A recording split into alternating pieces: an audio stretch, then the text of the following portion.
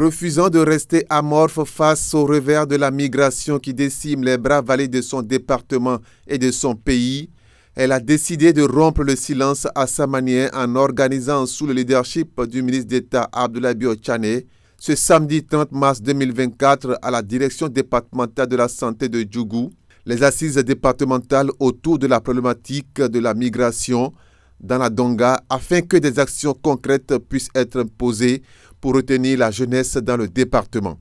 Elle, c'est Mireille Bio Idrissou, femme leader de Djougou, qui a décidé de faire face à ce trou noir qui ne cesse d'avaler ses enfants, ses frères et ses sœurs du département. L'homme de la Donga, il aime sortir, il aime aller chercher, il aime aller expérimenter sous d'autres cieux.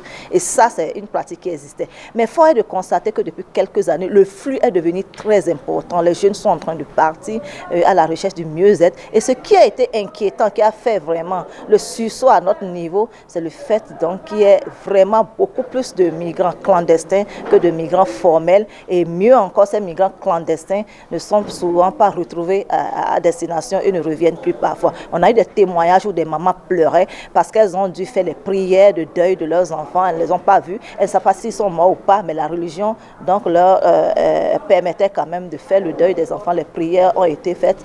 Bon, elles ne savent pas si les enfants vont réapparaître. C'est dire donc que le phénomène est en train de prendre une ampleur vraiment incontrôlée et il fallait y réfléchir.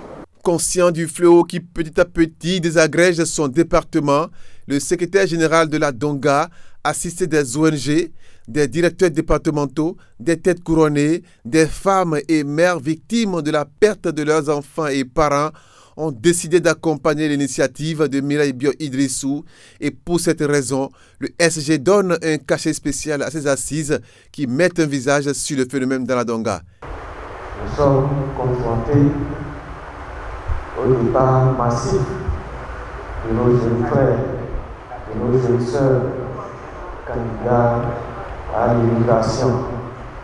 Et quelle immigration encore? Une immigration périlleuse.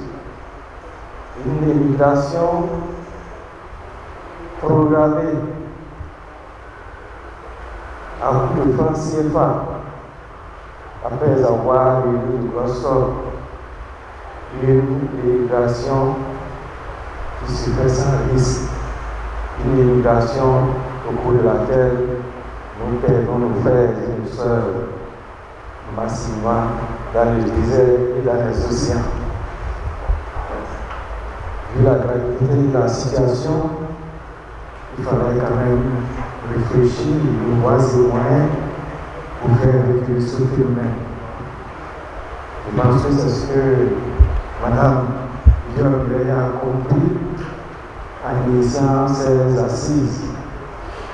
J'aimerais vous notifier le département de la Donga, la féliciter et la remercier sincèrement pour avoir eu cette initiative salutaire pour le département de la Donga. Donc, sur ce, au nom du département de la Donga, en vous remerciant une fois encore de votre présence, j'aimerais déclarer ouvertes les assises départementales relatives à l'immigration.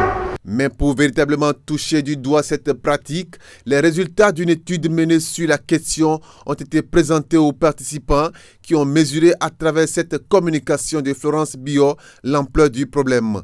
Une présentation suivie d'échanges avec des panels d'experts sur la question et qui ont débouché sur des recommandations qui permettront de ralentir le phénomène dans la Donga. Au nombre des recommandations fortes que nous retenons de ces assises, nous avons d'abord l'obligation donc de fédérer les efforts, c'est très important de ne pas nous disperser, d'impliquer les autorités locales donc qui pourront donc petit à petit prendre en main donc les actions qui vont découler de ces en parfaite synergie, je dirais, les recommandations, donc les traduire en activité dans leur PDC. Et ça, c'est un plaidoyer, un suivi permanent que le comité départemental devra donc s'assurer de faire.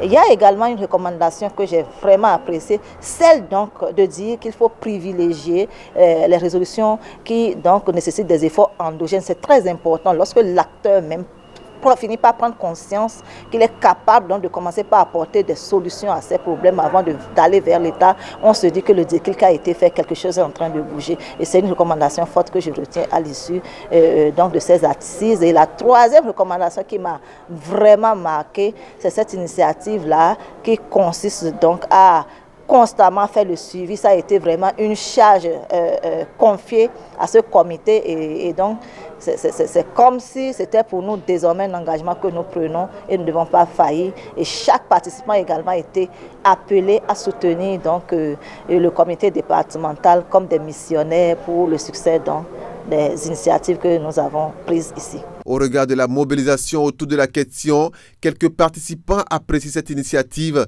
ce combat pour la vie que mène Mireille Bio Idrissou.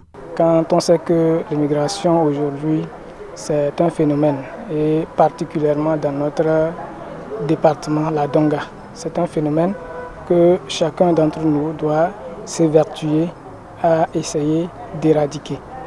On peut ne pas éradiquer ça complètement, mais freiner l'évolution telle que nous sommes en train de le constater il y a de cela 5 ans. Ça prend de l'ampleur, il va falloir qu'on agisse pour pouvoir faire reculer cette pratique qui dépouille notre département de tous les bras valides, des jeunes, des talentueux qui devraient s'investir, qui devraient investir dans notre département pour son développement. D'abord, je tiens à remercier Mme Mireille Bio Idrissou pour l'initiative. Et cette initiative nous a permis de mieux appréhender le concept d'immigration et de connaître les causes, les conséquences dans notre département. La migration elle-même n'est pas une chose mauvaise, mais celle clandestine doit être limitée et encadrée.